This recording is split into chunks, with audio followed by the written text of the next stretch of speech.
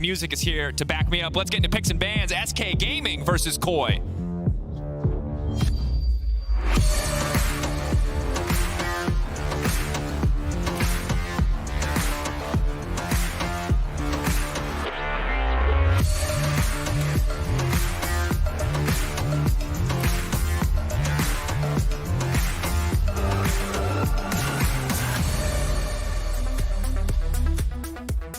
All right, here we go. At the end of the day, of course, two teams fighting near the top of the standings. Koi currently at 2-2. They've been struggling in the best of ones. We look at their winter as well as their spring performance. But after yesterday's game, feels like newfound excitement, newfound joy for Koi. Liking the TF for Larson, wondering if we're going to see it here up against SK Gaming. Could definitely see something similar on red side. I think roaming mids are always nice if you can unlock your mid laner, Talia, Rise, anything along those lines. Twisted Fate just takes over the map. So we'll see if Koi opt into that on red side, but Ben's coming in, targeting bot side already. See if Caitlyn or Lucian get touched upon. Ultimately, not surprised to see a lot of bot lane focus coming through. As you said, Varus, Zeri, see if the other ones want to get banned away. When you look at Comp and Trimby, I think they were two players who struggled a lot at the start of last season, but have been stepping up as you've just been progressing through the year, through winter and into spring. Exit and DOS have been a consistent force to be reckoned with for the side of SK Gaming, so wouldn't be surprised to see kind of standard bot lane draft priorities we see so frequently across the league, but doubly valuable when you have two teams that are so reliant on their bot lane for success. Xayah, Rakan, it's just something I want to keep my eye on here, see if it's a first pick for other sides, because with Caitlyn ban, I think Rakan first pick could work really, really well. See if they want to play that into Lucian Nami of Comp and Trimby, which I think they won't hesitate to pick up. Trimby's most played is the Nami. Ashe is up as well, which I think is a good pick for Trimby, but I just haven't seen that much Ashe success ever since the changes. Well, and yesterday we saw Trimby pick the Rakan into the Ashe, and of course it was 80 carry Ashe for Hansama, but I really like Trimby getting back to the Rakan, so I don't mind seeing Koi on either side of that matchup, and as good as they are at Lucian Nami, I think Rakan is broken in Europe. It is. It's... When you have reliable team fighting tools in Europe, I just feel like your odds to win go up by 10 to 15% just in pick ban phase. Yeah, normally the response to things like the Xayah Rakan is always Kai'Sa Nautilus. Anything Nautilus works really, really well. The question I have on my mind is, do you go Xayah or do you go Rakan? If you take away Rakan, they take Xayah and vice versa. But it seems that taking Xayah away for SK is the priority. Of course, you can use your ult to disengage from the Rakan ult, so it does work in an interaction quite nicely there. Yep. You don't want to be on the opposite end of that, but with the Vi ban and the Sejuani ban, Lee Sin just rising up in priority, going to be picked up for Malrang, one of the strongest junglers on the patch. I think already Koi have got a great jungle support. They need to be matched here by SK. See what Marcoon wants to opt into. Elise is open if you want to play some kind of like a Xayah, Elise, Nautilus dive comp. I'd be a bit worried, depending on the direction that Koi go in. Thresh is going to work really well for picks, but you need to work around the Thresh. I feel like if you play some kind of hard engage with Thresh, he struggles to keep up sometimes. That's why pick is just so important in doubling down. He's a champion that if you start to snowball, he can take over a game pretty handedly, throwing hooks from Fog of War, or if you have secondary or primary forms of CC where he can follow up, he can do so well. On his own, an extra summoner spell for a Xayah or whatever squishy champions you have on your team, as well as the Flay to disrupt a Lee Sin, to disrupt a Rakan, but overall a champion that can be very feast or famine. Wukong or Elise, I think, is probably the discussion here for SK. Can they really afford to drop jungle? If you do, you're looking at something like Kindred or Gragas. Yeah, Wukong's going to be the decision, so not going to go for the double pick. They're going to go for a little bit of team fight, sprinkled on top. Now Koi have many options for AD. They can even drop AD carry here. Yeah, I would actually be curious to see if they're willing to drop AD and prioritize instead a blind pick. Yeah, there's so many. They can play Aphelios. Yeah, he's cycling through it all. I think Koi know that they can pick any AD carry they want. The question is, do you prioritize one of them? Something like Kai'Sa, something like Aphelios, something like Sivir perhaps, depending on the direction you want to go in for your entire draft. But yeah, Kai'Sa works really well on the dive. Ooh, Kalista, a bit more of an aggressive choice. Debating what the option is going to be. Is the Kai'Sa? I like this. Obviously, Kai'Sa, a lot of repositioning tools in a fight makes it a lot easier to get around champions like the Wukong if they are able to find a flank. That said, some of the shorter range can be a bit difficult in the early game. So now bans coming in. I'm looking at things like Jace, looking at things like Gragas perhaps, Gnar, Cassante, Renekton, blind picks for SK on the top side of the map. Not sure if the Scion's going to hit the bench for sure. The Scion, yeah. I feel like Rakan is, you talked about Rakan being like a hack in Europe. I also think Scion is. It's just such an easy champ to just leave on its own. And you talk about it being hacked, but SK Gaming are the original hackers. They're the ones that were busting out the Scion, willing to play tanks even when it was a lot of the, Cassante on the top side in the winter season. Now debating what the option is going to be. Maybe they're not too concerned about it. I like front to back in Europe. I generally think it's super safe, but we saw from Koi yesterday, they can bust out these TF compositions, split the map up, build and snowball these leads, and I think that's something that has to be respected because You know, Sion is very big impact in a team fight, but not very big impact in a side lane. I don't know how much I'll like Koi's comp if they actually commit to full hard engage against Saya Thresh. I feel like they have a lot of disengage already, so Koi might need to work on their front to back a little bit. A mage or something like Talia for Larson, Ari, Syndra, something like that would work really nicely in making sure that they do have some kind of DPS next to this Kai'Sa. Last man coming in here, Silas Jack's taken off the board. TF is the removal from SK. We saw Larson yesterday pop off against G2 with that champion. LeBlanc is going to be actually the takeaway. I wonder if SK are looking at something like Akali. Certus, obviously very comfortable Akali player. I think is the champion that naturally comes to mind when you think of him as a player. Boy, now debating what the options are going to be here. GP good space. I mean, they're hovering through a lot of stuff. I'm not sure where they're going to end up. Vigar would be bold. Can do a lot to interrupt the Lantern if you get first set up on a play. Yeah, looks like it's just going to be a blind top just to give counter to Larson. No real surprise. Gnar, safe and easy. Camille would do really well into the Gnar. Something like Kennen we haven't seen just yet, but I think, oh yeah, we're on 13.4, aren't we? So the Kennen buffs haven't actually come in. I've been watching too much Askel. No, you're so cursed. Yeah, you're not allowed to read patch notes when you're a caster until it's live. Everything's just mismatched up. Yeah. X-Kick's looking over at Shigenda, taunting him. I don't know if you could get the cameras on them. They're pointing at the Gwen, saying that we're going to pick it. But there's the Akali. I think there's no surprise. Actually, it's a Sion. It's just going to be that you touched on it. Sion for irrelevant. SK just going to put that in top side. I think they have a really standard front to back here. Wouldn't be surprised with some kind of mage, Talia, anything can fit into their comp whatsoever. There's no real force of any champ that needs to go in, any champ that needs to peel back. I think their comp's just so well rounded that Certus can play an assassin like Akali, can play a mage like Victor. I like the Azir here. Azir in general, I feel like benefits a lot from having this beefy front line. Xayah does as well, but she has her own self-peeling tools. Not that Azir doesn't have a dash, but can be very strong. I think the biggest thing is going to be mid-game. If they can get through mid-game unscathed on the side of SK Gaming, if they can find early game leads even, it's going to be so easy to play this out. But you look at the amount of setup between the Rakan, the Lee Sin, potentially a Syndra now to follow as well. Koi can absolutely dominate early game. No, please, no. No Azir Corki. No Azir Corki. Lissandra. Yes! I love this champion, and it's not just because I play too many A-ramps. Actually, such a fantastic engage tool. Xayah, even if she goes up in the air, she's coming back down in that slow field from the Lissandra ult. It can make team fights so difficult, so tricky. The passive resets in fights can snowball fights if you start to win. But this is a pick we have not seen a lot of. So while on paper I can see how it would work, it's a bit volatile. So Lissandra is a champion that works really well with Lee Sin specifically in mid 2v2s. Normally you see Lee Sin with Syndra or Ari, anything like TF that can set him up. So Lissandra works really well in this 2v2. The only problem is Lissandra's lane phase into Azir is horrific. One of the hardest. Lissandra's biggest 3 counters in lane are Azir, Cassio, Syndra. Mages that just outrange her. Even Victor is quite tough. So the lane phase for Larson will be hard, so they need to make sure they can get Certus's flash early so he can't play that aggressive on this Azir. But Lissandra, Lee Sin level 6, moving to sides, 2v2 mid jungle. It's in their hands the first 10-15 minutes of the game here. Koi, it's just a question of whether they can run away with it. SK are very happy sitting back and just watching them make mistakes, watching them try to win the game themselves, and if they don't, they will outscale them. Are they ready for the spice? Of course, Koi busting out the first Lissandra of the year here in the LEC. See what it can do, see what they can bring to bear, maybe get out of some of that laning phase, but I'm ready for mid jungle. We said it was going to be about bot lane, but when you see Lee Sin, Lissandra locked in, you highlighted it already, Kadril. Lee Sin doesn't have to hit a skill shot, because Lissandra just holds him still, and then Lee Sin comes in and just gives him the old roundhouse. Just stun them in the air, but you need to kick. It's time! Koi! SK Gaming! Let's get into it.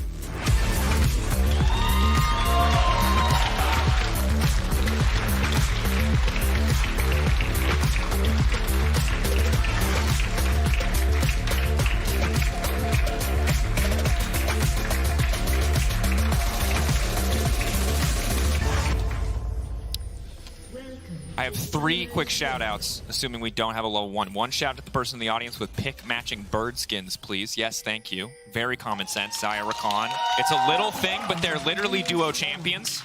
In general, you should always try to match skins with your bot lane partner, though. I will say that. Holding. Should be going to W over. I think this would be Psycho. He's not going to do it. Okay, second shout-out. Kadril got birthday. Happy birthday. Got to give our credit to happy birthday to Doss. There he is. Let's get a round of applause for Doss. We can't just make it about Kadril. Doss is here. If you're just getting to know this guy, has been stomping with Exakick on the bottom side. Give him that birthday love. Big reason why SK has been so successful. Oh, that's a pause.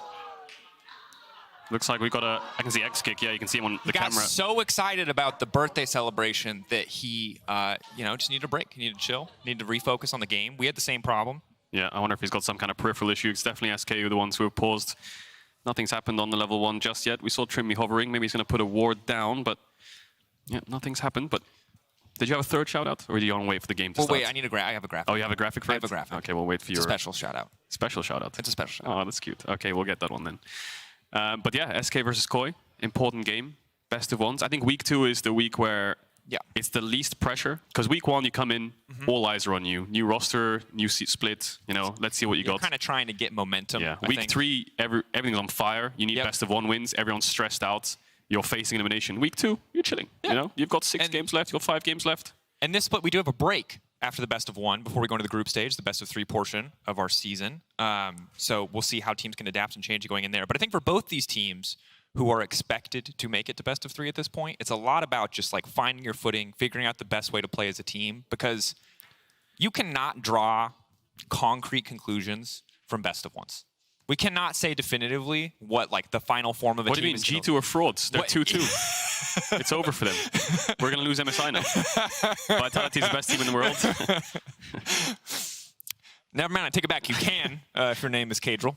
4 games in, I'm already making these conclusions, buddy. I think the thing is that you can start to see the potential of players, you can start to see the ceilings, and you can start to get a sense of what the best version of a team looks like, or the best version of a Scion level 1 play looks like, as we've seen a lot of that recently too.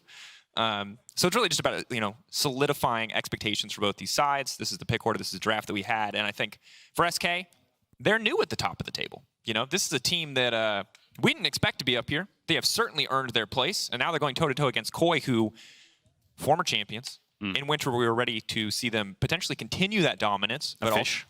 Yes. You know, you're just making lists about facts about Koi, you know. They're a fish. Yep. They're in pawns. Yep.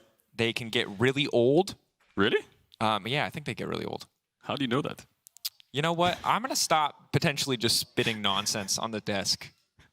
I think that's dangerous, even if it's Koi facts. I think spreading information, misinformation is a bad habit. Where are we saying? Second place? Yeah, second place. And now they've kind of dropped back into what I would call the Koi comfort zone. And that's not a positive thing to say about a team, is the comfort zone, because their comfort zone is like top 3, which for any other team would be great. But for Koi, it's like you've won, and you've been top 3, top 4 for so many splits now that it's like, we need to see more. Yes, it is a new roster. Yes, like we're seeing you step up in regular season, and that's positive. But I think if you're a Koi fan, you're like, come on, top 2 minimum. You need to be in those finals. They do. They struggle in the best of 1s in winter. We'll see if they can bounce back in spring. But I have a question for you. Yes. How long do you think Koi fish live for, on average?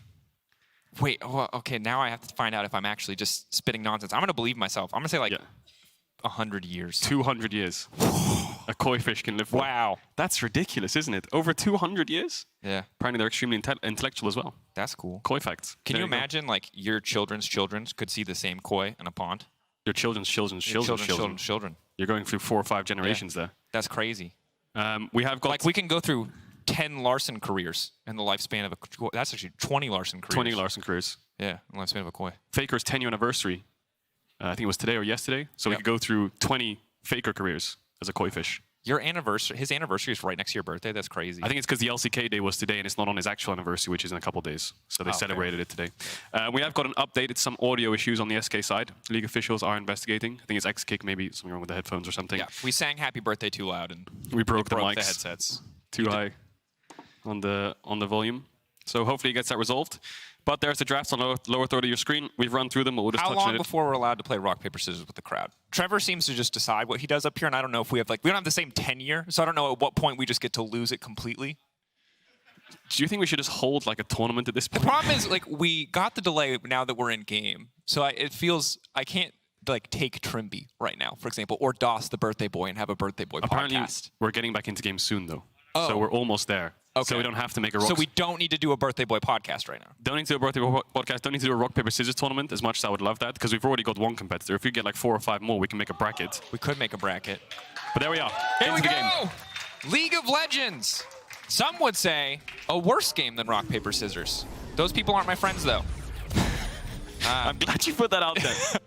All right, wait. Based rock paper scissors enjoy. I know you guys want to talk about League of Legends, but we made this graphic and we're gonna run it. Bam! Cadril birthday fun facts. Trevor got the happy birthday song, so this is my contribution for your birthday.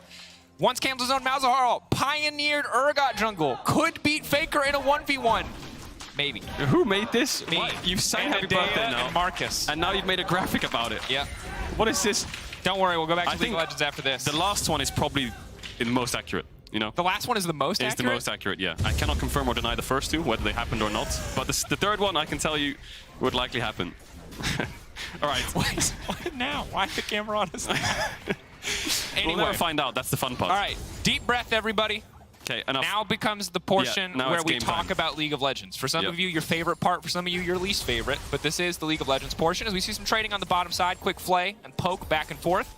And right now, again, we highlighted it. Lissandra, Lee Sin together as a duo, very strong. But Lissandra's early laning phase can suffer a lot against the Azir. It's kind of hard to trade, hard to poke the Azir in the same way that he can poke you. Yeah, definitely. So getting the push early here. You can see a lot of trading on the bot side.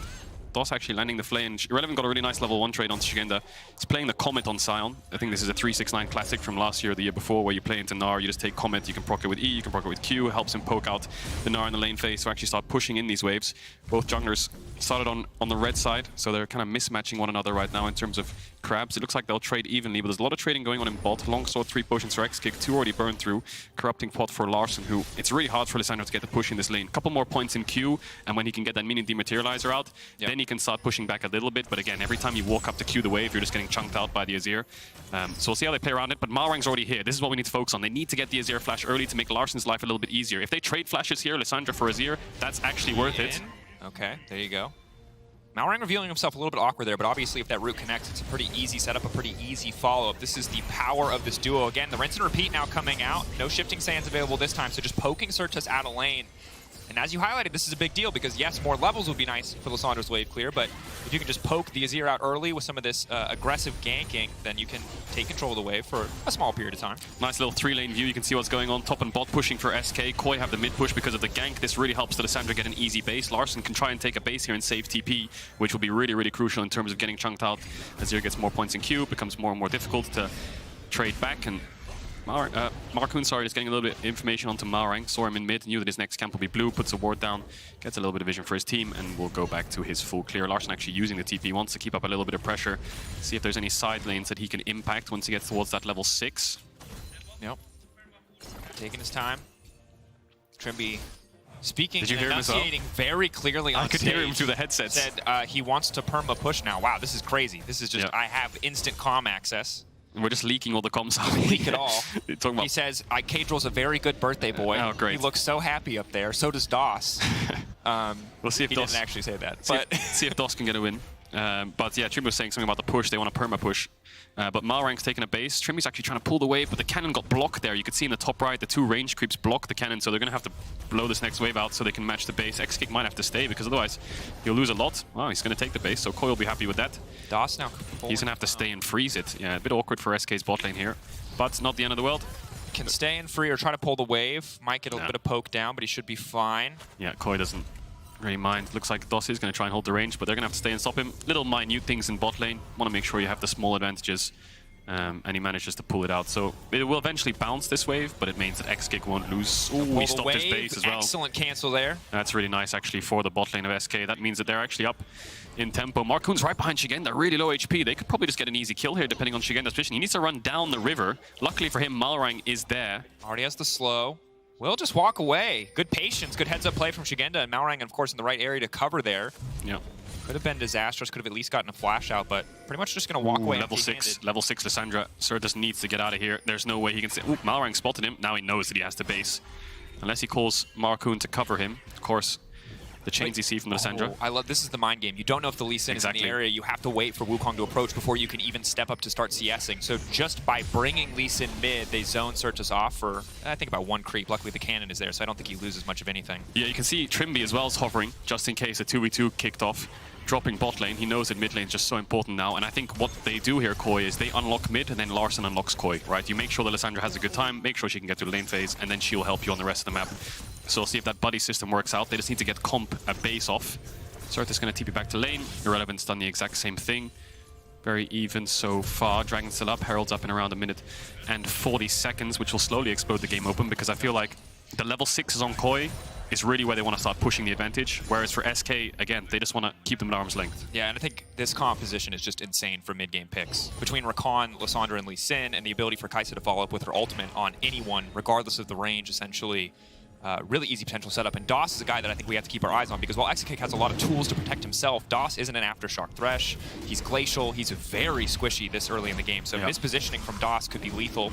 That said, SK push on the bottom side, a little bit of push in mid lane. They're going to use this opportunity, use this pressure to take down Infernal Drake. Good. Yeah, very good play by them. There's a ward on it. Koi know that they can't fight it. Malrang's just going to take a base, gets over to the Gromp, needs one more camp for level 6. Trimby's just spotting. You know, Markoon doesn't have smite, so they were a little bit hesitant there, SK, but not much of a response on the map right now for Koi. No. You know, if you invest your Lee Sin to go topside to put the Scion behind, it doesn't really net you anything in the longevity of the game. Nice side set by Trimby. Will stop Doss's base, who's yet to get that base off. 2 bases so far for Exekick. Comp's coming out of base. Shigen is going to probably gnaw irrelevant here just to get the damage, but he doesn't want to knock him back because he'll lose the trade when he comes out of the form. Yep. So my eyes are on Herald. Lissandra Lee Sin level 6. Rakan will probably have first move to Herald because he's cancelled Doss's bases twice now. Maybe he can get it 3 times. Pulled back under tower, though. Still shouldn't be too much of a concern while no one else is in the area to really punish here. He's going for the solo kill there. Doss isn't he? Drops the Ignite. But that's important because he chunks him out and he knows that the Rakan wants to move topside for Herald and he knows he won't be able to base and get there in time. So if he makes Trimby really low, he has to base. Still hovering. Still canceling the base there. Comp using the cleanse immediately. Level 6 on Comp. Proccing the vitals as well. Doss relatively low, but he's just getting shattered. Exekick now going for another kill. Exekick absolutely popping off at Trimby. He can't do anything. An instant double. SK bot lane just showing us again how strong they are. Larsen's here, no summoners on Exekick. Doss, I think the play for Doss here is try to get out. Are they going to try and defend? No, just walk the other way. Wait for the lantern. I think you can space this out. There's no right choice. Exekick. Oh, the lantern, he's out! That's genius! Uses the ult to make sure that he can get out before Larsen can buffer the ult. Really well played from the bot lane of SK. That was just a perfect dance in the 2v2 and the exit. Calm, cool, collected under pressure. They split perfectly. Lissandra has to pick one target and picks the Xayah. Thinks they have an angle. Maybe you can get the kill, but Alti comes out into the lantern. Clean escape. Very well played. Crushing. They want to fight here, though. Koi undone. They know that Herald's being taken. There's a ward in the pit, so they know it's being pulled out. They have to reset, and of course the Herald changes means that it won't leash. See, it runs back really quick, goes back to full HP. Koi can't keep the leash up. But yeah, already off to a great start. You can see the bot lane of SK, 1.2k gold up in total. And that was even before Doss got his first base off. I think Trimby was a little bit greedy on staying. Comp was walking up too far. Larsen should be alright. Oh, he didn't take the E? Hang on a second. Why didn't Larsen take that E? Maybe Exekick can start to threaten something here. Has the lethal tempo, but not enough damage. With that Catalyst, a little bit of health. Larsen's tanky enough. We'll see it again. Trimby staying here, he wants the base, but Comp has to cleanse, but then Trimby thinks, well, Exekick's level 5, if we just focus the Xayah once the Thresh has been pushed back, we can win, but the damage is just so high, bursted, then flashes away from the knockup from Rakan, cleanses the Ignite, Doss flashes forwards to Flay, so Trimby can't flash and escape. Well executed, Exekick pushes the way, it gets level 6, and then here we see the beauty of the Lantern ult buffer. Yep. Absolutely just a clean play. Again, splitting up, so Lissandra has to pick a single target, wants to go for the Xayah. Easy kill, easy shutdown. And pull out because the fights are continuing to happen. Exekick, no ultimate, immediate shutdown on the bottom side. Super clean gank coming in from Malrang. Gets the kill over to Comp. Yeah, gets Comp back in it. See if he can get these next couple of waves in as well. But good play. I'm not sure how the setup happened there, but they managed to pull it off. Larsen trying to get this mid push in, has obviously got 5 points in Q now on level 9, so it makes it a little bit easier. But as thrilling as this mid lane matchup is, we talked a lot about it, and it was partially unlocking mid now to go play through the bottom side. Both these bot laners, core carries for their team, not always reflected in the numbers that we've seen so far this spring, but when you think of both of these teams, you know that they can and have very successfully played a bot-centric game. That has been the story of this game. The first 2 kills, honestly an outplay on the side of SK, or a misplay on the side of Koi. The follow-up from Malrang, though, I think an excellent read on the situation bot side to kind of bring Comp back into this game. And the desk highlighted it really well when it comes to SK. This split so far, it's been more about irrelevant actually. Yeah. But showing what they found success in winter is playing around this bot side, and as much as it was in the 2v2, putting irrelevant on Scion basically gives that away from draft. So we'll see if Markoon can start to help out his bot lane, who is winning, still up in gold, still will get the push. Getting close to those mythics. Blue buff passed over to Larsen, 1 minute on the next dragon. Herald in Markoon's back pocket as well if he wants to start threatening that bot tower. And it's just a dance of bot side river vision right now. Trimby trying to spot out Markoon where he can. Malrang mostly will look for lane ganks, I think. It's really hard for him to just set up through river and kick against Thresh. Yep. Trimby going to be happy if he can just catch this wave, however. He just needs to tick over to level 6 before they can really get anything kicked off here. Irrelevant doing well on the top side of the map, only down 7 CS, really not losing out too much, only 200 gold in the favor of the Gnar early in the game. So overall, despite early action, despite trades back and forth in the bottom lane specifically, pretty much dead even. The biggest difference is going to be the Herald, which will turn into about 300, 600 more gold. And now, fight kicking off, immediate chain CC, pushback from Certus, coming in just in time. Malrang not quite able to finish the job, and Marcoon getting kicked back into Certus. It's almost a disaster, but he does not connect. A little bit of a mistake from Malrang. When we see the replay, I'll explain what he tried to do there, but he messed it up just slightly on the angle. But big kill there for SK. They actually have the losing mid-jungle 2v2, but punishing the mistake from Koi. Quick to react there, Marcoon manages to get a kill onto the Azir. That's going to sting. No ult on the Lissandra either. Can look for this plate if he wants to here, Larson, but needs to be careful not to get chunked out too much. Being forward, though, means he doesn't really have a good way out, but of course has a big health advantage at this particular moment in time. Yeah. Certus not going to continue to trade. Larson still has flash, so wouldn't be a good deal. As on the top side of the map, you're going to be getting a lot of work done, but mostly just focused on clearing out the wave. No jungler to support the dive. If we get a slow-mo here on the Lee Sin, not sure if we can, but what he tries to do is he hits the Q and then he tries to ward jump to the side, baiting Certus. He's going to Q, but he's actually ward jumping. So if he ward jumps a bit more to the left, he can dodge the pushback, and then he has enough gap close to actually burst him with QR. Yeah. But instead, he actually gets pushed back on a W, which gives Certus enough time to react. So a bit of a mistake from Malrang, not having the right angle on the pushback from the Azir ult. And that's going to hurt. Just makes it that much easier for the Azir. Again, Lissandra is a champion who we really know wants to take over in the mid game, and despite having a bit more presence on the map, it's now dead even in gold. And Marcoon's starting to build up a bit of a lead in the jungle overall. And we know how the Wukong scales. It's going to be much easier for the Wukong to impact these team fights, these skirmishes as we get later and later into the game. SK very happy with this. They just want to play team fights, yeah. It's on Koi to start getting some more leads. The Lissandra plays haven't been going in their favor. First on bots, now in mid. Herald still for Marcoon. Where is he going to put it? I think placing it mid would be great, but you can see Malrang and Trimby reading the play because Comp will get bot push.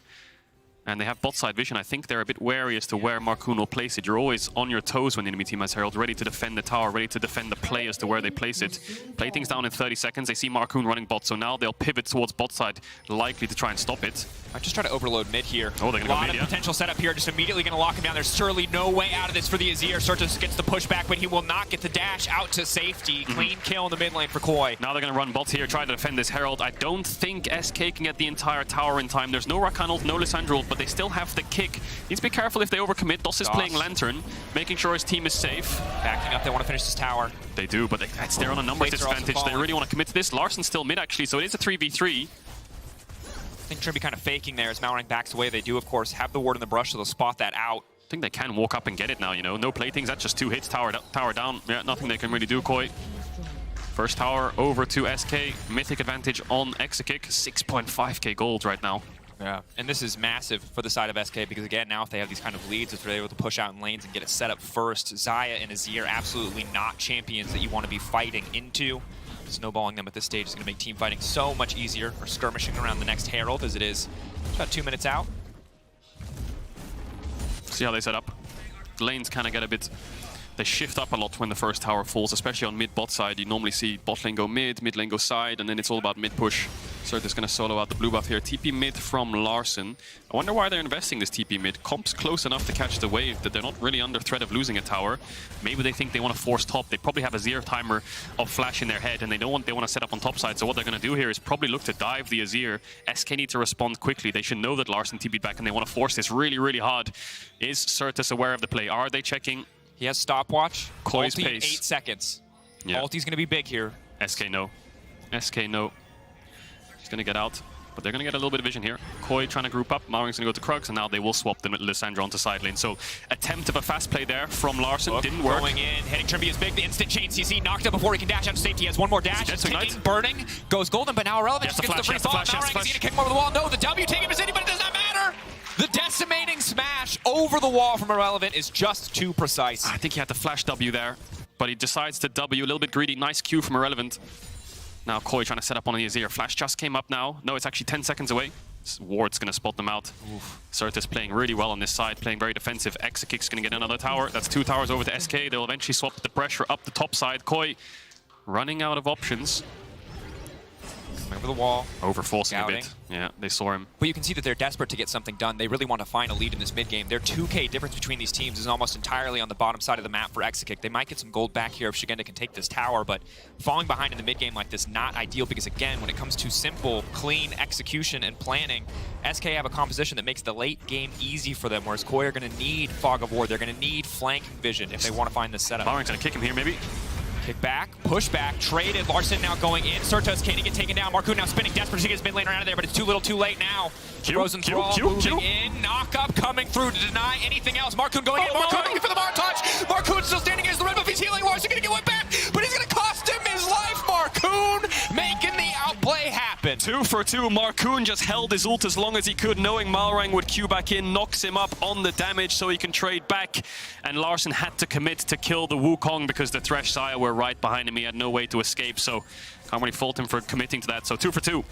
You can see how favored it is for the Lee Sin and Lissandra. That's underneath the tower at a gold disadvantage on jungle that they're actually able to win it. Shigenda's been sitting bot this whole time. He's got a bot tier 1. Irrelevant was hovering on the top side. Without TP, he thought maybe a 4v4 would kick off. He wants to be ready to respond. And Shigenda with the TP advantage means it was a little bit of a hard decision for him to make. Now he's looking to try and stop his base to help them get a little bit of tempo on this bot side, but he's going to give the wave over to the Azir.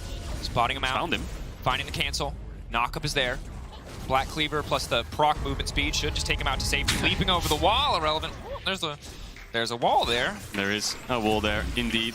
Certus TP is up, so wanted to catch that big bot wave. Good guy, Irrelevant, you know? I don't care about my CSD stats. That's a massive wave bot. The Azir is my carry. You can have it.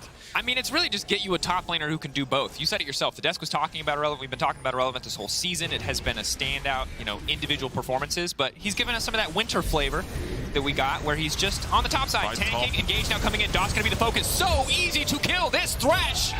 Trimby now fishing for a little bit more. Shigenda zooming forward, running as fast as he can.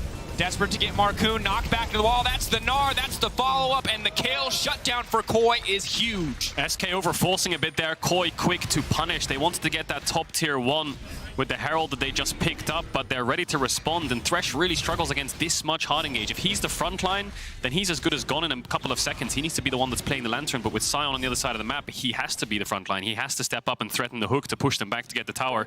Ends up costing his life. See if they can get this mid tower here. Needs to be careful of a shuffle, but Comp, just one quick auto attack. That'll make it easy. Now topside exit kick. Still stepping forward, but it's level 13 to level 10. Really only Larson not having cooldowns is the difference there. So here, they're going to place the Herald down to try to force the entire tower. Maybe they didn't expect Koi's bot lane to be here and they were going towards mid, because what happens is DOS steps up for a hook and then boom, all of a sudden there's 2 members from the bot side. There's a TP coming in, regrets that decision instantly. Everyone has to evacuate. And all the meanwhile, Malrang's getting the dragon, so they're winning on both sides of the map. Yes, they lost the Herald for it, but they defended the play with the Herald. Good presence of mind from Shigenda to make sure they can get the second kill. And all they lost for it was a little bit of creeps in mid, you can see on the minimap there. Meantime, Malrang taking the dragon as well. So Koi, despite starting to fall behind, found an avenue on the top side of the map to really bring themselves back into the game. Now up a Drake and only down 600 gold, which is a pretty insignificant amount at this stage of the game. We'll check itemization, which is going to be a little bit more significant. But DOS opting for additional movement speed in the form of the Shirelias means he's still a very vulnerable target, but is just going to rely on essentially better movement or additional movement speed to get away from some of these engaged threats next time around. And Shigenda now running. Sion running faster. No flash. Gets slowed. Nice input buffer on the hop. Is able to make it out to safety. Dashing away, but there's just no way out of this one. He's going to try. It will not happen. Shut down there. So that's a cross map. They knew that Koi was pressuring the top side. Marcoon looks for a fast play on bot. You know, they can't really respond up here. The Lissandra is a bit too strong at the moment. Let's try something on the other side of the map. Shigenda no flash. A little bit too far forwards. And the blue smite jungle item. This is why it's so powerful on champions like Wukong, because he actually just ran through those bushes so quickly. Managed to gap close onto Shigenda. Comp will catch that wave. Make sure they're not bleeding any creeps. Now the problem with this is they could rush Nash here. This is a situation where SK can just run straight to Baron and you're going to lose it because they have Azir, they have Xayah. Comp is going to regret this decision in the next couple of seconds. We'll see if they can get here in time. Malrang's just coming out of base gates. Trimby has the wards to place down. They're going to full commit to this. 9k on the burn. Super fast. They have to full commit on the burn. Certus might have to jump out of the pit to push Malrang away if he's going to get in range. Malrang should be able to get here in time. The question is, do they push him back? Do they push him back? Getting lower. Are they going to risk the 50-50? How much time do they have? They're pushing Malrang away. Now they want to burn it down off to the backside. It's Trimby, but they've got no options left. Certus versus Malrang. He's going to lose the 1v1, but he secures his team, the Baron. It's worth it. The rest of Koi now descending. Certus going to buy as much time as he can. He will go down, but the cost of 1 life in exchange for a Baron 21 minutes into the game is a damn good deal for the side of SK. Really, really worth it. I mean, on paper, Comp will see this massive bot wave and think, I need to pick that up. And he does go for it. Big punish by SK to commit the TPs. They play it really well. You know, they put wards over the pit. They're patient. They wait to see where the Lee Sin is. And then the pushback from Certus is great. The flash from Malrang here could have been a bit better because what he does here is he flashes, but he flashes far enough forwards. He still gets pushed back. Maybe a little bit more to the side. And he could have got the Q across. But either way, Certus for Baron. Always going to be worth it. We'll see how SK can set up the rest of the map with this Baron buff. Yeah. One of the big strengths of Azir, despite taking some hits, obviously can shred through objectives still. Xayah as well with this Navori build just murders the Baron, something that Koi clearly had not respected enough. Is Ooh, Shigenda. No flash yet. Level 14. Doesn't have that Triforce finished yet. He has to run into the Wukong or something, doesn't he? This is really complicated. I think he might just be dead unless he can push back. Bit of a whiffy there. Wall up now, leaping out to safety. Gale Force forward. The root's going to connect. That is one dead Gnar in the side lane. SK consistently punishing Shigenda for overextending. Larson now coming in. No TP on Irrelevant. They need to be careful here. So much CC, so much media damage, but the cleanse already coming out. The feathers are flying. The feathers are going to get pulled right back. Larson holding on for now. The E over the wall. The timing not quite right on the Zhonya's. Escaping, but burning so many resources. Certus! Oh, he's behind enemy lines! That is not where you want to be! That man misread the situation. Need to keep chasing here. Koi. Q lands on the DOS. Waiting for Flay. Flay back, not going to be enough. No flash on not going in. Marcoon. Waiting on the clone, I think. Doesn't have the cooldown. It's just going to get shredded. Is going to get taken out. Tries to dash out to safety. The healing will not be enough. Meanwhile, in the mid lane, it is just the Scion pushing in. SK, they had Baron buffs. They had 4 of them. And they committed for a pick. The pick was great, but your Scion doesn't have TP, so you can't go further than the pick. You have to play on waves. Redevon will get this mid-tier too, yes, but you just lost 3 of your members for that. X-Kick's going to go up towards the top side, try to get some vision, get some waves in, but big mistake there, big blunder. When you have Baron, you really want to avoid fights. You can see on the top left there, SK's Baron buff, minus 130, minus 200 gold. It's backfired. Absolutely has. And if we look back 6-7 minutes ago, it was a 2k individual gold lead for Exakick, and SK were 2k gold ahead overall. Now they're dead even in gold. They've essentially thrown away their Baron buff. We're back to dead even, and Larson is now wildly far ahead individually, which is a big threat in the coming exchanges. Yeah, the pick is good. I think picking off Shigenda here, no flash, pushing that bot wave, but look how far away that bot wave is. Then you really need to get this pick, get back to bot, push in the waves, and let the Scion push top. The problem is, once they get the kill, they don't go to the wave. They just kind of walk into the jungle, Irrelevant, no TP. And then Certus here, you can't really fault him. He sees a fight, he TP's in. But the problem is, you're all running away, so he's stuck behind enemy lines, and then he ends up falling. The rest of SK fall as well. Oh no, it's a must just be colossal miscommunication. Doss's Lantern was there, but Doss kept walking. Regardless, we can see that SK clearly had a different plan in their mind to what was actually happening. As they get taken out here, down in the picture-in-picture, you can see contesting, looking for setup, big hook onto Trimby, follow-up, pushback is there. They take the Rakan out of the equation. Excellent for the side of SK. They can now even up the Drakes. Should be easy. Koi don't even want to contest this. They just need to pressure the top side every time the enemy team has tempo or numbers advance from one side of the map. You have to do something on the other side. So Larson's just going to push top. Comp's going to take out red buff. Malrang can just clear through his camps. No wards to really place down. Nothing to really overforce. And yeah, big pick for SK. That's the power of the Thresh. Hook hits. If you can just push him back with the Azir or something like that, you can get that single kill. Then you can control the rest of the fight. Yeah, and you can just see the roller coaster that this game has been in terms of gold difference there at the bottom of your screen. But of course, I also just want to talk about this matchup overall, and this is a huge credit to SK. They're neck and neck with Koi, and if we had said this last year, you would never have believed me. Koi were the kings of best of one.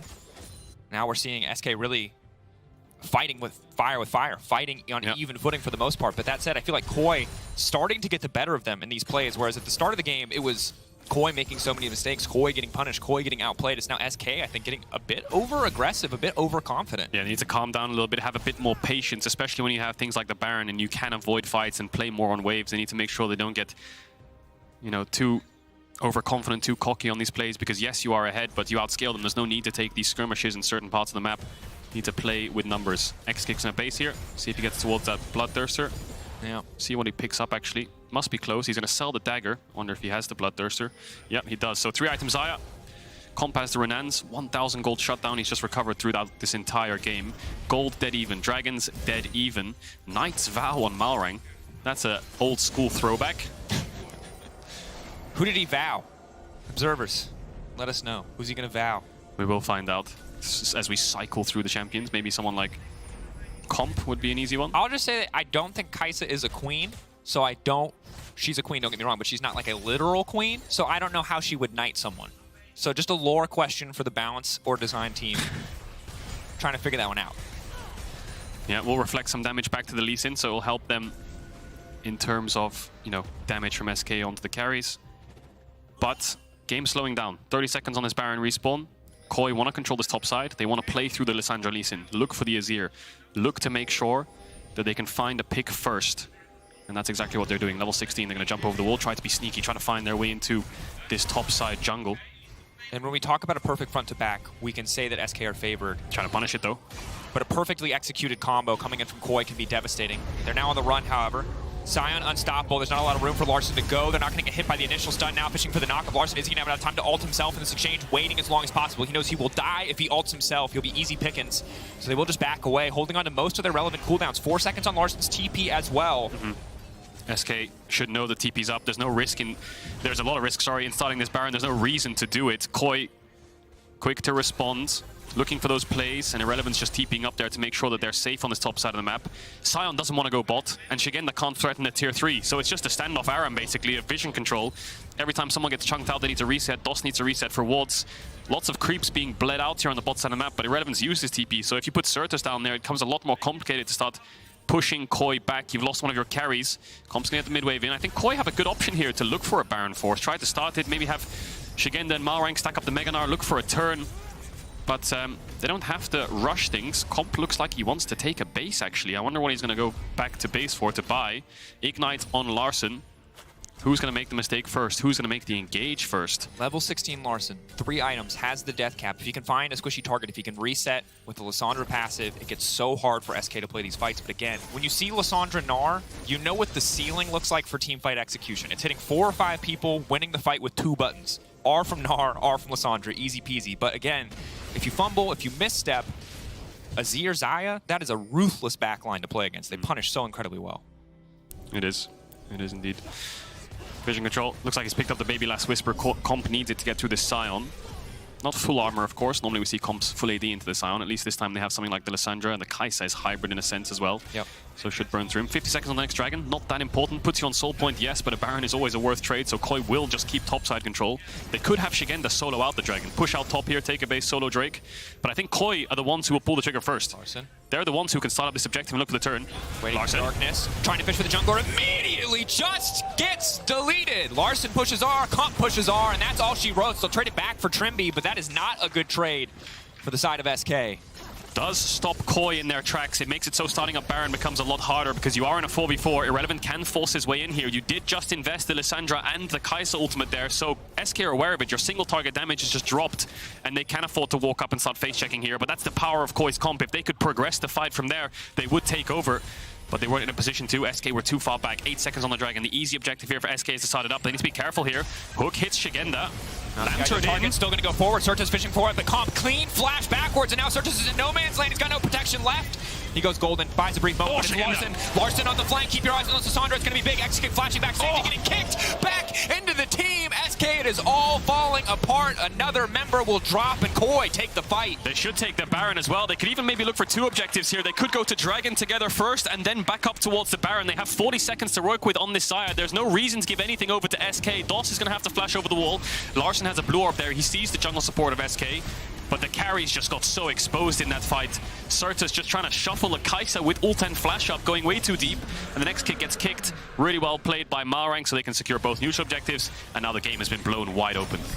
Certus just a bit over-eager this game, I think it's safe to say. Has been really trying hard to force some of these plays, and they've just been consistently not working out in his favor. And I get it, you want to go for the shuffle there, but I feel like once you're past 2 items on his ear, the shuffle time of the game is mostly over. It's a game of chicken, and you're playing a game of chicken against one of the best AD carries in Europe, right? So he's going to react. If he doesn't react, granted, maybe you get a kill there, but very, very risky, especially on a champion like Azir. But let's look at it again, because they're playing Thresh. We talked about Thresh as a pick comp champion, but you're pulling in an Azir here.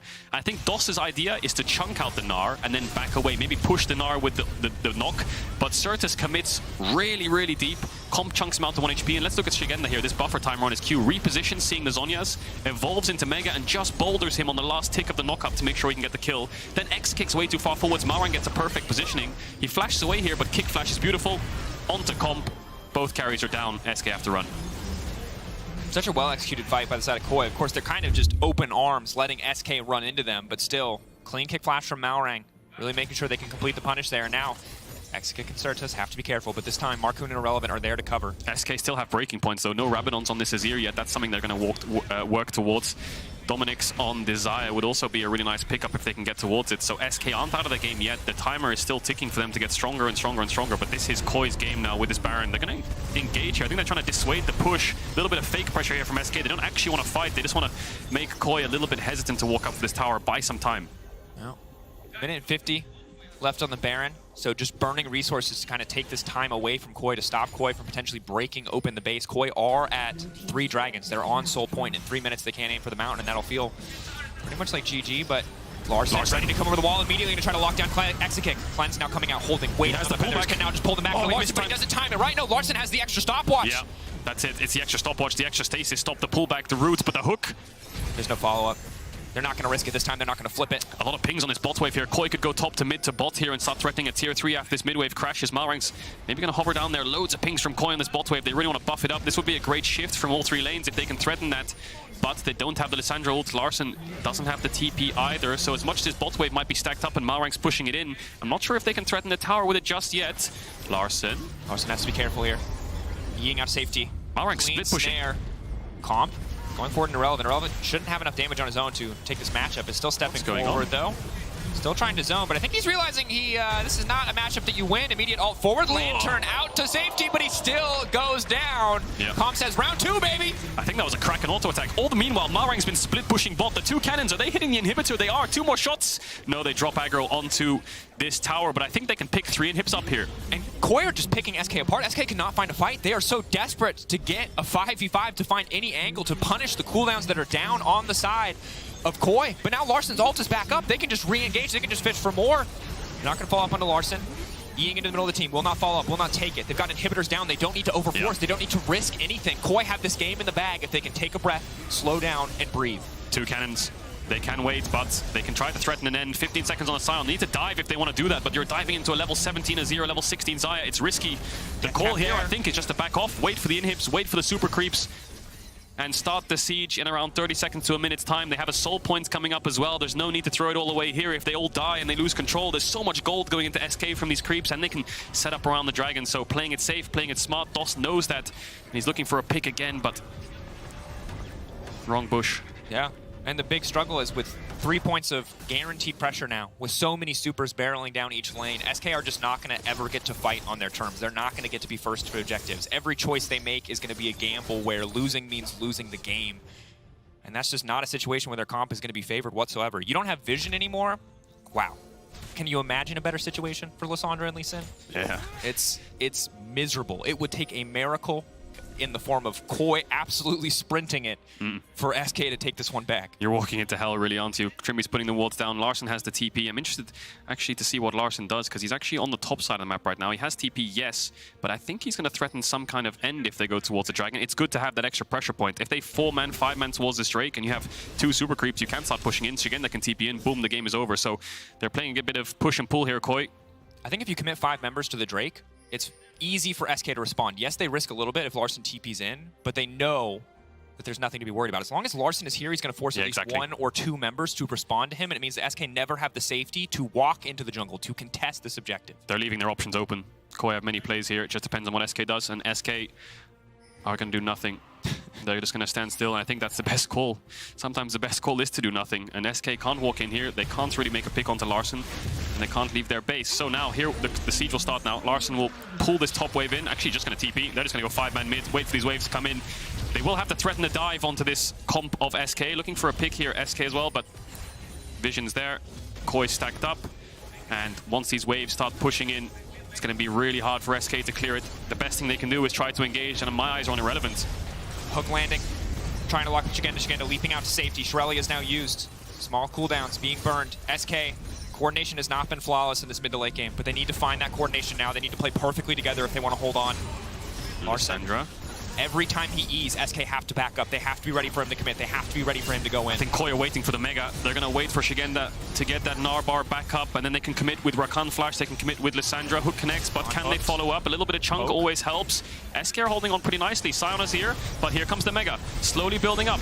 Shigenda off to the side, X-Kick isolated, but they're burning through the towers. Larson in the midst of the entire team now. It's an excellent ult to get things kicked off. X-Kick now leaping backwards, but he's not in range to protect Shigenda, and Malrang tag teaming onto X-Kick, looking to shut this 80 carry down and take him out of the game. Koi, a clean finish. Calm, controlled, collected in the late game to bring this win home as they tie SK up at 3-2 after they take some time in the base. Gotta farm those stats, don't they? Good execution from Koi. Didn't really need the Mega towards the end. It's just Lissandra Rakan. It's just way too much piled on top of SK. As much as their comp was slowly getting to the right timers and slowly getting the items, they had lost too much before that began. Yeah, and I think credit to Koi again. We saw SK build up a pretty decent advantage with their bot laner, but really good at finding these picks, really good at punishing SK for overstaying their welcome. SK finding Shigenda on a side lane multiple times this game. The second time they're able to do it, they overstay their welcome. They burn their Baron buffs, and everything kind of falls apart. And Koi are a team that you cannot afford to give advantages back to. If you give them a lead, they're going to